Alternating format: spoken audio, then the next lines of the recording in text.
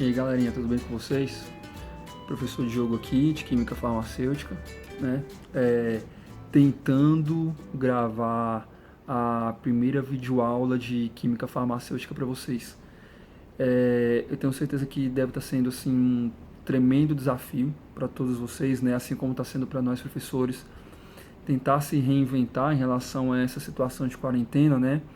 Não deixar o semestre em segundo plano, continuar seguindo com o semestre, que eu acho que é muito importante. Mas eu queria pedir para que vocês tentassem tirar o melhor desse tipo de situação e tentassem realmente se reinventar, sabe, nos estudos de vocês, tomassem a rédea dos estudos de vocês, não desistissem de forma alguma do semestre, das disciplinas, porque é possível continuar. Nós estamos aqui para poder apoiar vocês nesse processo de ensino-aprendizagem e também para poder dar toda a força possível para vocês, se vocês continuarem no semestre, certo? Eu peço perdão porque eu tô com a voz um pouco rouca, eu tive uns 7 dias aí de faringite, né? Fiquei praticamente sem voz por uns 6, 7 dias. Agora que minha voz está começando a retornar um pouco, e com isso, agora que eu vou começar a gravar as videoaulas para vocês, tá? Então, queria pedir de antemão desculpa para vocês, porque é a primeira vez que eu estou fazendo isso para mim mesmo. Por exemplo, está sendo bem estranho eu ficar falando sozinho, olhando para a câmera de um celular, né? Então, é por isso que eu digo para vocês, está sendo um momento de todo mundo se reinventar e não apenas vocês, né? Eu não tenho equipamentos assim de alta qualidade em termos de audiovisual, né? Então eu tenho um celular que é relativamente simples, né? Que ele grava com uma qualidade de imagem razoável, né? Então eu não sei se vai ficar muito do gosto de vocês, né? A qualidade da imagem das videoaulas. Uh, mas eu quero que vocês entendam que eu estou me esforçando o máximo possível para poder tentar entregar um conteúdo audiovisual para vocês de qualidade, para que vocês possam continuar no processo de aprendizado da disciplina, certo? Como que eu vou fazer, como que vão ser gravadas essas videoaulas?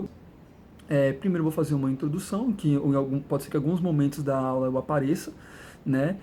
Só que na maioria das vezes, como para a gente é mais importante vocês terem acesso ao conteúdo da disciplina e ao áudio com a explicação da disciplina, então vão ser poucas as vezes em que eu vou aparecer na câmera do celular, certo? Então normalmente vai ser quando eu estiver realmente abrindo a disciplina, e quando eu estiver, abrindo a matéria e quando eu estiver encerrando a matéria daquela semana, certo?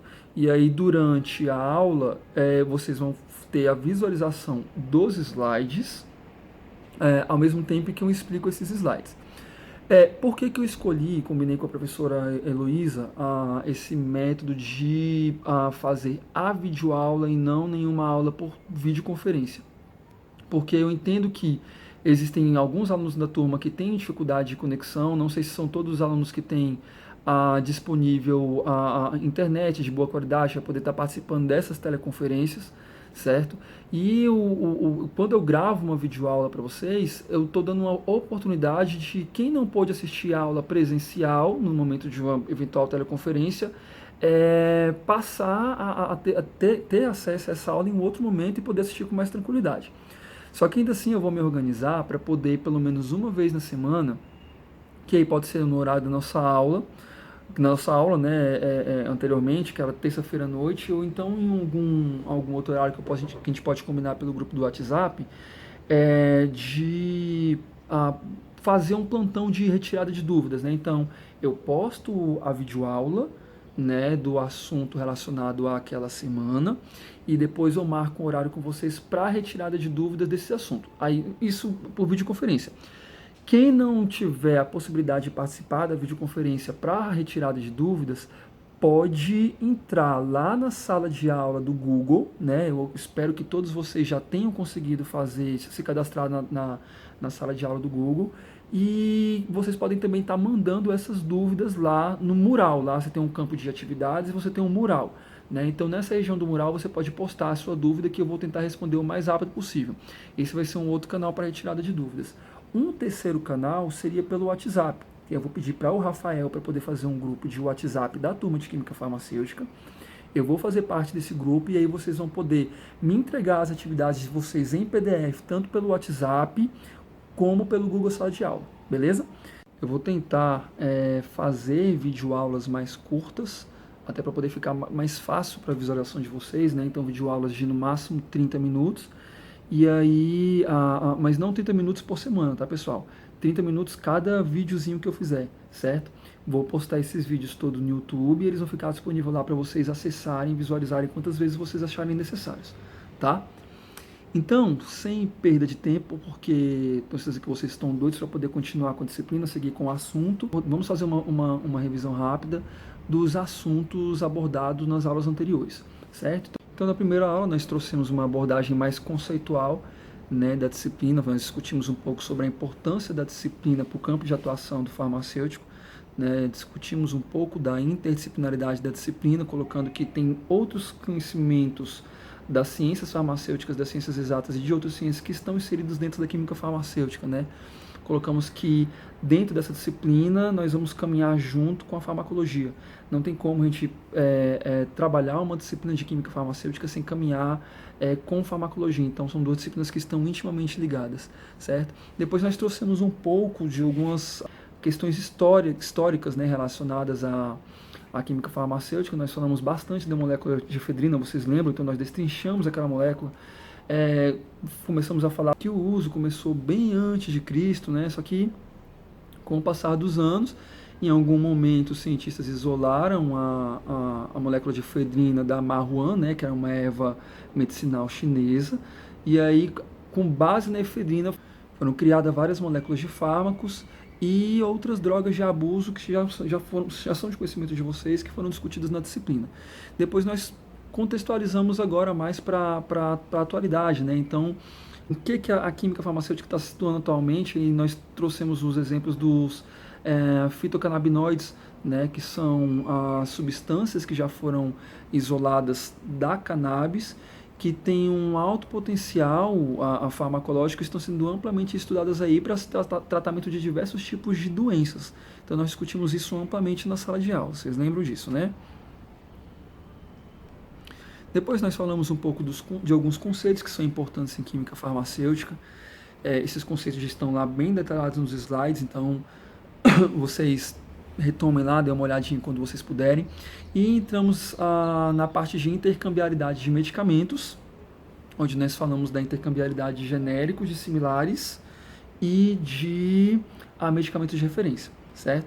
Nós finalizamos a aula falando um pouco da classificação dos fármacos dentro da química farmacêutica. Então, existem várias formas de você classificar um fármaco, mas nós falamos da classificação conforme a estrutura química, conforme o sistema-alvo, conforme o efeito farmacológico, que normalmente é a classificação mais utilizada no âmbito da química farmacêutica e da farmacologia, e também dos profármacos, né? A classificação dos fármacos como profármacos, certo? Existem outras classificações, como eu disse anteriormente, de fármacos, mas essas seriam as mais importantes que a gente tem em mente nesse momento. Na segunda aula, no segundo momento, nós fizemos uma revisão de alguns conceitos que vocês trabalharam extensamente na disciplina de química orgânica, né? Então nós falamos um pouco de eletronegatividade, de eletropositividade, nós falamos também um pouco sobre polaridade e como diferenciar cargas e polos quando eu estou, por exemplo, observando uma determinada estrutura molecular em um slide, em um livro, né? Em alguma figura em algum local. Né? Então a gente sabe, naquela aula a gente aprendeu a diferenciar polo, diferenciar carga, né? E eu dei umas dicas também, dicas adicionais para vocês também, de como estabelecer, de como verificar a polaridade de determinados grupos funcionais.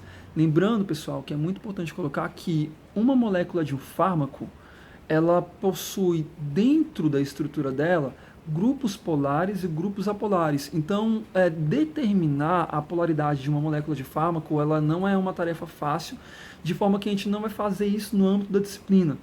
Até porque nós não temos condições de fazer isso. Essa polaridade, ela é dada. né? Então, quando um fármaco ele aparece num livro, ele aparece no artigo, ele vai ser discutido no artigo, num livro, no âmbito da química farmacêutica, então os cientistas já verificaram a polaridade daquele fármaco com estudos experimentais, com estudos, com estudos computacionais, e essa polaridade ela já foi determinada. Então, eu não vou ficar pedindo para vocês falar, esse fármaco aqui é polar, esse fármaco aqui é polar, não existe isso. Essa polaridade ela já é dada, certo? Também trouxe uma abordagem assim, introdutória sobre ligações intermoleculares, que é um assunto que a gente vai ver no âmbito de toda a disciplina. Química farmacêutica é uma disciplina que a gente vai estudar muito o processo de ligação do fármaco ao receptor. E essa ligação, ou essa aproximação, ou essa interação entre o fármaco e o receptor, ela se dá por meio de interações intermoleculares. Então, para poder entender quando uma interação é mais forte, quando ela não é mais forte, quais são os tipos de interações que ocorrem, como elas ocorrem, eu preciso saber quais são as interações intermoleculares. E aí nós vamos falar isso mais para frente, acho que se não me engano na quarta ou na quinta aula, a gente começa a falar de interações intermoleculares já, tá? Vocês me desculpem que meu show choveu aqui, né, como eu disse para vocês, a gente nem sempre está preparado, né, para esse tipo de situação, tem muita gente lá em casa, então não dá para poder fazer a gravação do vídeo lá, da videoaula lá, então eu comecei a fazer aqui na área de churrasqueira do prédio que eu moro, certo?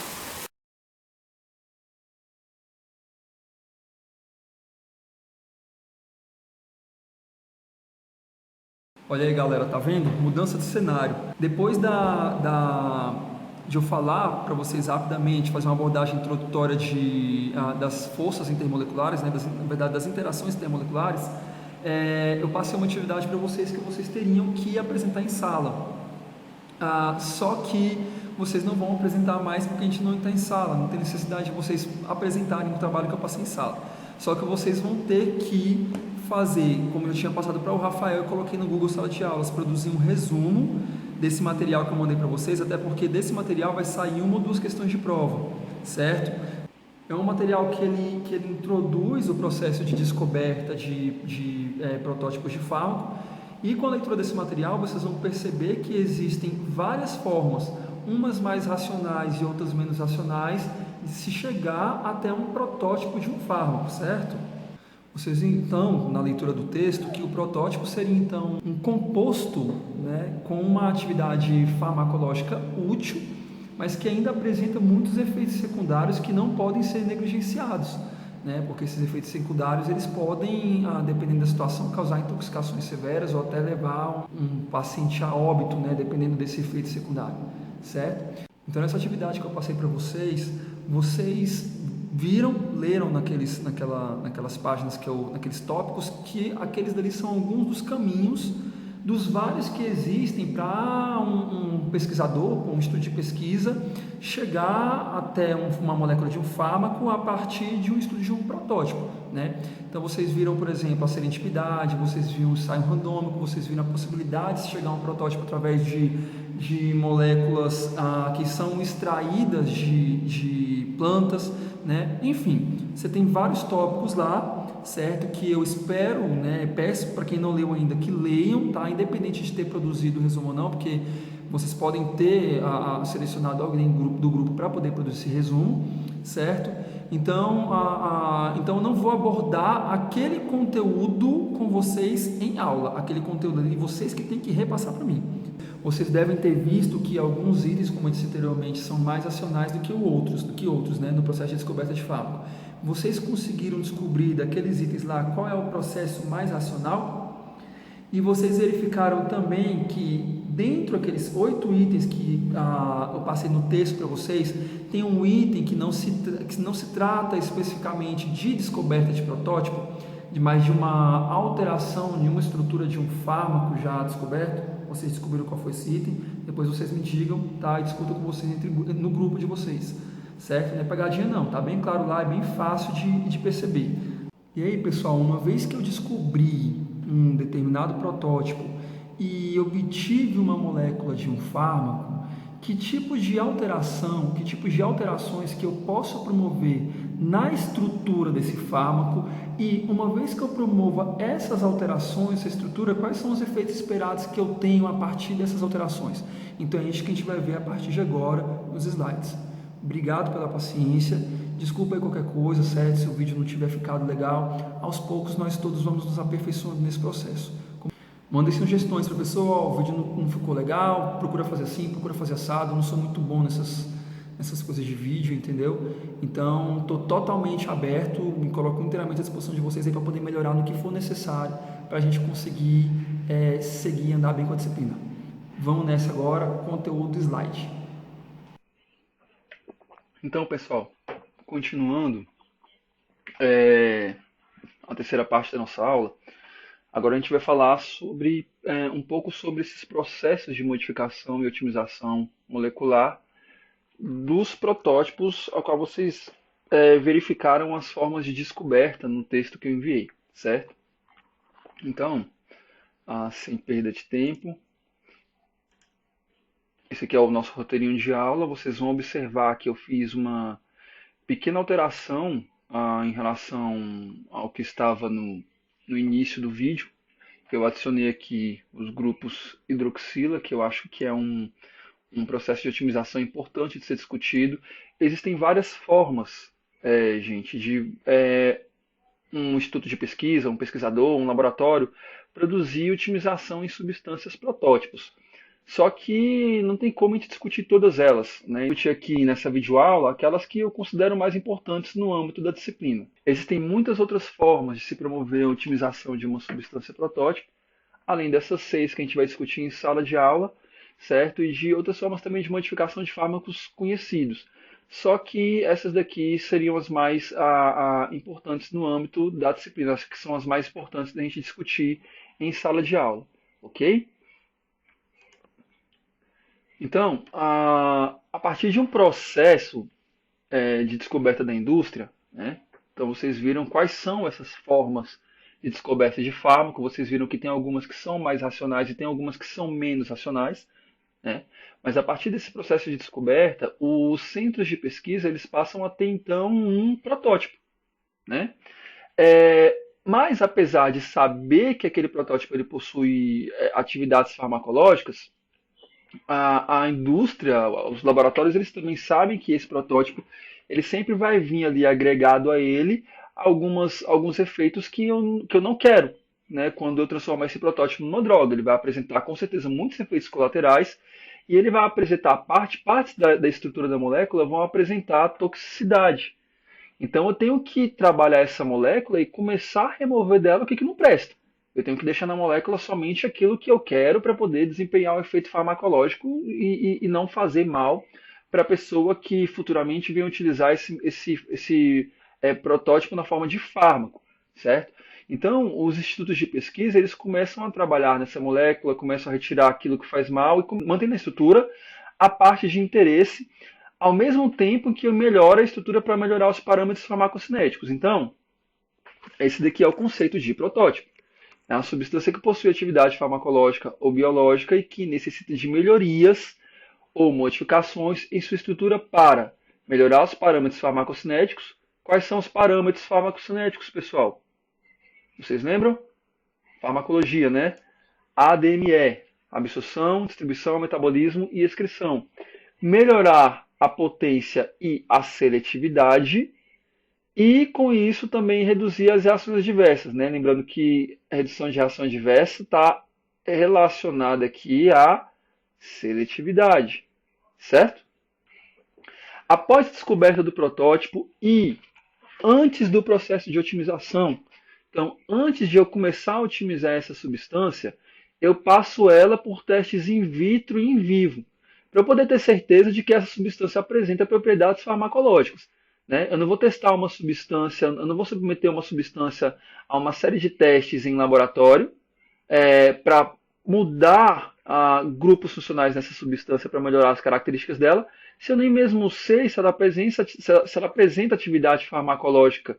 Então eu passo a substância antes para ter certeza disso por testes in vitro e in vivo. Ok? É importante destacar que esses testes in vivo eles não são em humanos, são testes em animais. Os testes em vivo são apenas testes realizados com fármacos, então já não é mais protótipo, já virou um fármaco, ok? Que são aqueles testes clínicos lá de fase 1, 2, 3, 4 que vocês já viram em outras disciplinas. Ok? Então esses testes em vivo aqui são testes em animais, certo? Então é uma parte preliminar de teste do protótipo. Durante o teste também, pessoal, podem ser desenvolvidos análogos. Então, ou seja, eu peguei um determinado protótipo e trabalhei nessa estrutura dele, original, e com base nessa estrutura original, eu desenvolvi análogos, que são estruturas semelhantes ao original, certo? Então, alguns grupos funcionais vão mudar, mas a parte principal da molécula vai permanecer. Então, eu dou esse nome dessas substâncias semelhantes a uma substância original que foi previamente produzida e dou o nome a essas substâncias de análogos. As modificações moleculares, elas visam alterar a estereoquímica, as dimensões, a flexibilidade, os princípios de basicidade, a lipofilicidade, a distribuição eletrônica e o tamanho molecular. Então, são parâmetros físico-químicos, né? As modificações moleculares elas visam alterar esses parâmetros físico-químicos desse protótipo, certo? Quando eu altero esses parâmetros físico-químicos desse protótipo, eu consigo alterar os parâmetros farmacocinéticos e consigo também compreender mais os processos de interação que esse provável protótipo vai ter quando virar um fármaco com os respectivos receptores dele, ok? Então, antes necessariamente de eu começar a otimizar ou modificar um protótipo, eu preciso, antes de tudo, identificar o grupo farmacofórico. A identificação do grupo farmacofórico, gente, ela é a primeira etapa do processo de otimização de um protótipo, certo? Então, depois que esse grupo farmacofórico ele é identificado, os pesquisadores vão tentar preservar o máximo possível esse grupo e aí vão começar a desenvolver uma série de modificações moleculares com vista da melhoria dos parâmetros farmacocinéticos e farmacodinâmicos. Esses processos eles ocorrem em laboratórios, utilizando computadores específicos, e eles são processos muito complexos, certo? E essa substância, ela basicamente vai ser manipulada através da inserção e da retirada de parte da molécula. Tá? Então, eu pego aquela molécula ali, retiro um pedaço dela, insiro um outro pedaço, vamos ver se mantém a mesma atividade, se não mantém, se reduz essa toxicidade, se não reduz. Tá? Então, ela é manipulada de diversas formas em nível computacional, tá? Ao mesmo tempo que é acompanhada dos ensaios in vitro e in vivo, para depois ela ser submetida aos processos de otimização, ok? Então aqui, ó, nós temos, por exemplo, a identificação do grupo farmacofórico. Aqui eu tenho na letra A a cocaína, certo? Na letra B a benzocaína, na letra C a procaína. Então essa área destacada em vermelho, aqui deixa eu fazer uma pequena correção também, essas áreas destacadas em vermelho, eles são então os grupos farmacofóricos, certo? Então a cocaína, eu não sei se vocês sabiam disso, mas a cocaína ela apresenta propriedades anestésicas, né? Ela apresenta uma propriedade anestésica muito forte, mas eu vou utilizar a cocaína como anestésico? Não. Eu não vou utilizar a cocaína como anestésico. A cocaína é uma droga de abuso, é difícil de ser controlada, a fabricação dela. Então, eu quero utilizar aquela parte, eu quero trabalhar com aquela parte da cocaína que apresenta aquela propriedade anestésica. Então, para isso que eu identifico o grupo farmacofórico. Né? Qual é o grupo da cocaína que apresenta a atividade anestésica? Esse grupo aqui, certo? Com essa área, com esses grupos orgânicos. Então, eu começo a trabalhar nessa região e mantenho essa região intacta, porque essa região ela apresenta o efeito anestésico e, ao mesmo tempo, eu agrego a essa região outros grupos funcionais que não vão ter outros efeitos adversos que a cocaína apresenta, certo? Então, por isso que eu preciso identificar, por isso que é importante identificar o grupo farmacofórico. Uma outra forma de promover a modificação molecular, ou otimização da substância protótipo, é a introdução de grupos metilênicos, certo? Os grupos metilênicos, pessoal, eles podem ser inseridos em anéis aromáticos ou eles podem ser formados em cadeias de hidrocarbonetos, uma estrutura molecular, certo? Então aqui eu teria um CH2, aqui um CH2, aqui um CH2, aqui um CH2, aqui sucessivamente, tá? A introdução de grupo metilênico, ela vai, de uma maneira geral, aumentar a dimensão da estrutura molecular de um protótipo, certo? Só que vocês lembram que esse grupo, os hidrocarbonetos, eles são substâncias apolares. Então, por serem apolares, eles vão aumentar também a solubilidade em lipídios, certo? Só que quando eu faço quando eu vou tentar fazer uma otimização de uma substância protótipo, a partir da inserção ou a partir da retirada de determinados grupos funcionais, às vezes, quando eu insiro um determinado grupo funcional, eu melhoro a molécula por um lado e pioro por outro, né? Então, quando eu insiro muitos grupos metilênicos numa determinada estrutura molecular, posso fazer com que ocorra uma redução da resposta biológica daquele protótipo. Aqui, especificamente nesse caso, em relação aos grupos metilênicos, por que seria isso? Porque se eu aumento a lipofilicidade, eu reduzo a solubilidade em água, certo? Se eu reduzo a solubilidade em água, eu tenho uma redução na distribuição, ok? Então, eu tenho que tentar encontrar um equilíbrio nesse processo de introdução desses grupos orgânicos num determinado fármaco, ok? Aqui, eu tenho um outro exemplo da introdução de grupos metilênicos em um protótipo, né, anelado, tá? Então aqui, esse alquilressocinol, gente, não é um fármaco, ele é um protótipo a fármaco, um protótipo de fármaco antibacteriano, tá? O que os pesquisadores identificaram? Eles identificaram que quando eles introduziam um ou dois grupos metila em R, esse protótipo ele não apresentava substância nenhuma, continuava lá a mesma porcaria que era.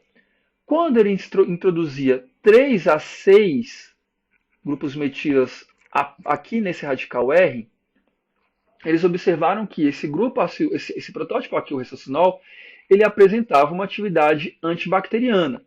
Só que quando ele passava desse valor, quando ele introduzia mais que 6, essa atividade antibacteriana cessava, certo? Então, como eu disse antes, não é só sair introduzindo grupos funcionais à torta direita. Então, tipo, quanto mais grupos metilênicos eu tiver aqui na estrutura, maior vai ser a minha atividade antibacteriana. Não. O que acontece? Se eu introduzo muitos grupos metilênicos aqui, eu vou aumentar demais a dimensão dessa estrutura e essa estrutura ela não vai conseguir se ligar ao receptor, certo? Ela não vai conseguir encaixar no receptor. Então é por isso que eu não posso introduzir grupos demais numa estrutura molecular. Essa introdução ou essa retirada, ela tem que ser racional.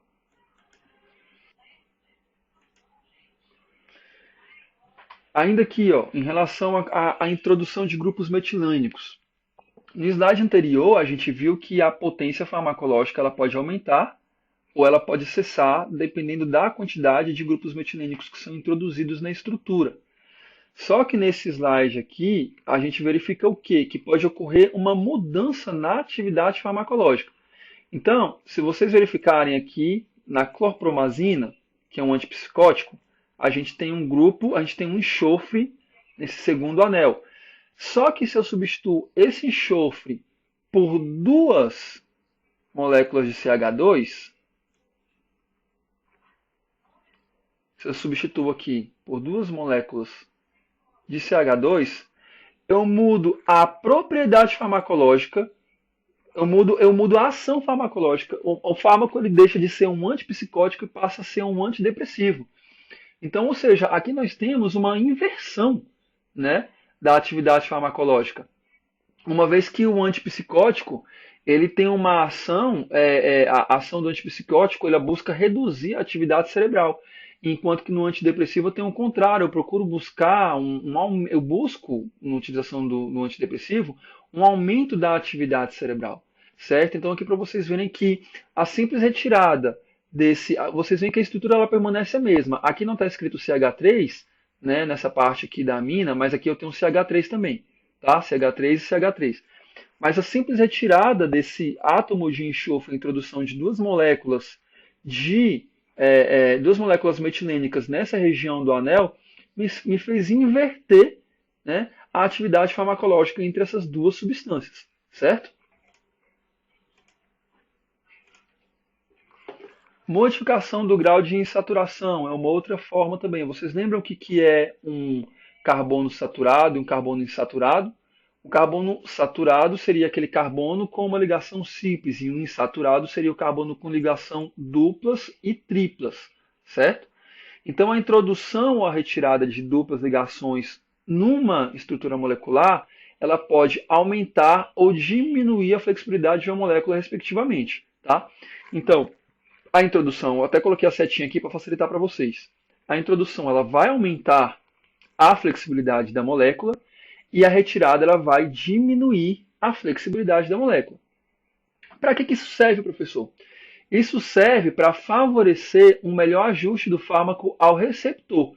Quando eu tenho um melhor ajuste do fármaco ao receptor, o que eu tenho? Um incremento da potência farmacológica, certo? Aqui na próxima figura, nós temos um exemplo dessa situação. Então, aqui na figura A, eu tenho a hidrocortisona, tá? E aqui na figura B, eu tenho a prednisolona.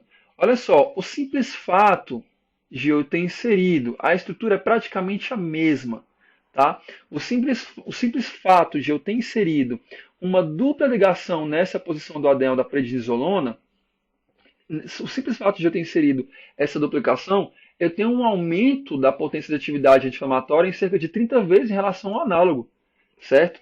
Então,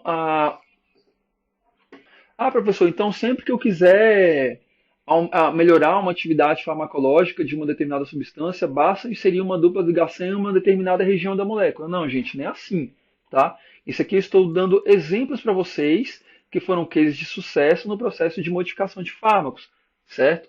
Nada em química orgânica, ou melhor, nada em química farmacêutica é taxativo. Essas mudanças moleculares elas são testadas milhares e milhares de vezes até a gente obter um composto com as ações que a gente deseja, certo?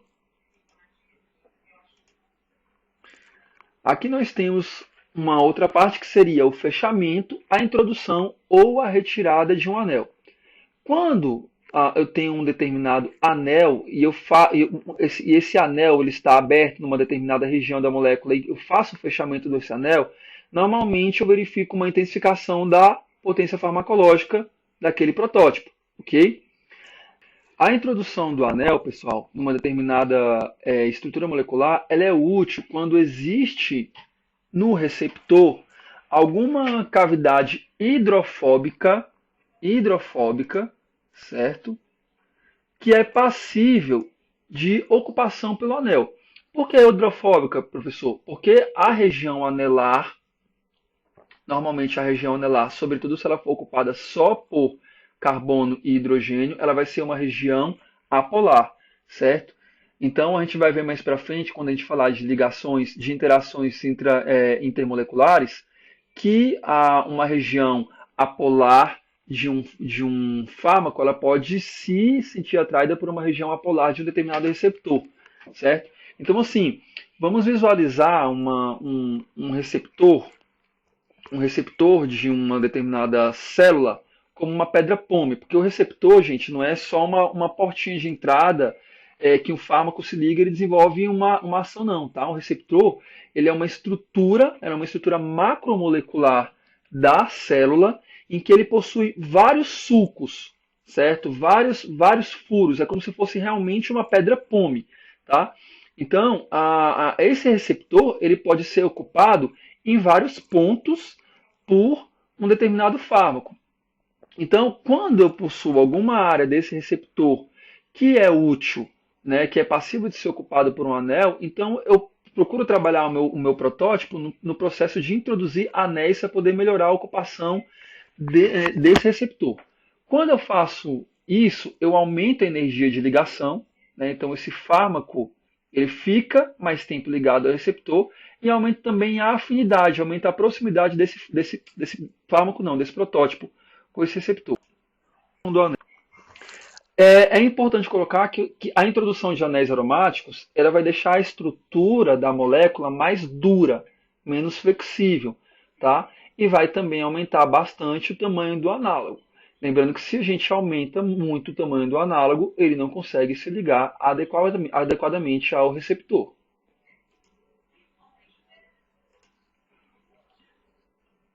Uma outra função da introdução de anéis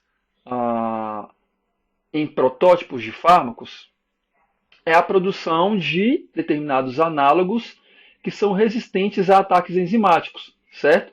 Então eu coloquei aqui, ó, produção de análogos resistentes a ataques enzimáticos por meio de impedimento estérico da enzima ao grupos funcionais necessários para a atividade farmacológica. A gente sabe que a besilpenicilina ela é um antibiótico que ela é sensível às ações da beta-lactamase, né, que é uma enzima produzida por algumas bactérias que cliva aqui o anel beta-lactâmico e aí esse fármaco ele deixa de desempenhar as ações antibacterianas dele, tá? Só que tem situações em que eu posso utilizar um anel, que eu posso agregar um anel a essa estrutura, como por exemplo da difenicilina, que é um outro protótipo, tá? E esse anel, aqui a gente está vendo no plano, mas tentem enxergar como se esse anel, deixa eu colocar aqui a canetinha, para desenhar para vocês o ponteiro, é a inserção de um anel aromático na benzilpenicilina, ele vai causar então um bloqueio estérico aqui na difenicilina, certo? Impedindo a interação das beta-lactamases com o anel beta-lactâmico. Quando eu faço isso, eu aumento o tempo de meia-vida da molécula, certo? Então, verifique, aqui está no plano, gente. Mas essa estrutura ela é tridimensional, uma estrutura ela tem um arranjo tridimensional. Então é como se esse anel ele estivesse aqui próximo, por cima, aqui do anel beta-lactâmico, protegendo esse anel de ser clivado pelas beta-lactamases.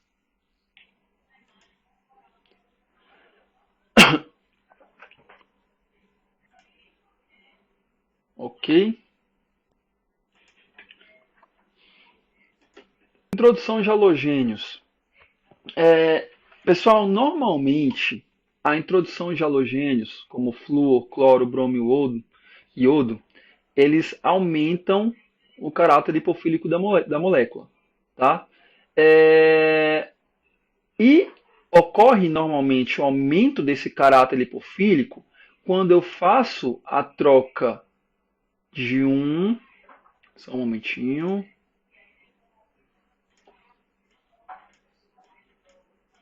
Hidrogênio ou de uma hidroxila, certo? Eu tenho um aumento na lipofilia. Professor, mas como que isso é possível, sendo que esses elementos eles são muito eletronegativos? Na verdade, assim, de todos esses elementos, o que é mais assim, uma diferença de eletronegatividade maior é o do flúor. Só que a pergunta ela é tão complicada quanto a resposta. E a gente não vai se aprofundar nisso. Por quê? Porque dependendo da posição em que eu insiro esse flúor ou esse halogênio numa determinada estrutura molecular, eu posso, ao invés de aumentar o caráter lipofílico, eu posso reduzir. Tá? Então, para o âmbito dessa disciplina, nós vamos tratar que a introdução de halogênios ela vai aumentar o caráter lipofílico. Tá? Porque existem diversas outras situações em que a introdução desses halogênios, ao invés de aumentar, pode diminuir. Tá? Então, para poder não confundir a cabeça de vocês, vamos manter apenas o aspecto de aumentar o caráter lipofílico. Tá bom? Até porque na maioria das drogas, na maioria dos fármacos, nós vamos ver esse tipo de ação mesmo. Tá? Quando eu aumento o caráter lipofílico, eu aumento também a tendência do acúmulo da substância em tecido adiposo. Então, protótipos que apresentam esses halogênios, esses átomos, na sua estrutura, eles têm uma tendência de acúmulo dessa substância em tecido adiposo, tá? Ah, outra coisa também, por que que os